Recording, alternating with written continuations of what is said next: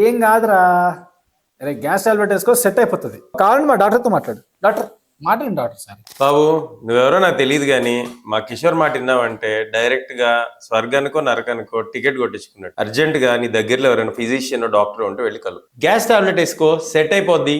ఈ సెంటెన్స్ తో చాలా మంది ఓపీడీకి లేట్ గా వస్తారు, లేట్ మిస్టర్ ఆర్ మిస్సెస్ అయిపోతారు. మా కిషోర్ చెప్పినట్టుంటే గ్యాస్ పెయిన్ ఎలా ఉంటుందంటే బర్నింగ్ సెన్సేషన్ ఉంటుంది. ఫుడ్ తిన్న తర్వాత అది పెరగచ్చు యూజువల్లీ, లేదా అప్పుడప్పుడు తగ్గచ్చు, బాగా తేపులు రావచ్చు, యాసిడ్ రీఫ్లక్స్ అనిపించవచ్చు, బాడీ పొజిషన్ మార్చినప్పుడు కొంచెం రిలీఫ్ అనిపించవచ్చు, గ్యాస్ టాబ్లెట్ వేసుకున్నప్పుడు మీకు చాలా రిలీఫ్ అనిపించవచ్చు. ఇలా ఉంటే అది గ్యాస్ అనుకోవచ్చు. హార్ట్ పెయిన్ వేరే, దాని సిగ్నల్స్ కూడా వేరే.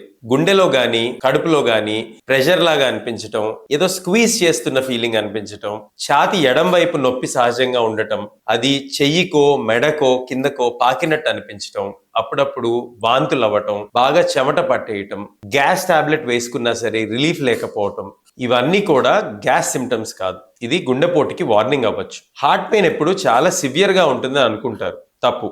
చాలా సందర్భాల్లో హార్ట్ పెయిన్ మైల్డ్ గా కూడా ఉండొచ్చు. అందుకే చాలా మంది దాన్ని గ్యాస్ అని కన్ఫ్యూజ్ అవుతూ ఉంటారు. నువ్వు ఫోన్ కట్ చేయి, ఆయన్ని డాక్టర్ దగ్గర పంపించు ఫస్ట్. గ్యాస్ పెయిన్ డిలే అయితే డిస్కంఫర్ట్ మాత్రమే. అదే హార్ట్ పెయిన్ డిలే అయితే డైరెక్ట్ గా ఎమర్జెన్సీకి, ఆ తర్వాత స్వర్గానికో నరకానికో నీ ఇష్టం. దానికి మాత్రం సెకండ్ ఛాన్స్లు ఉండవు.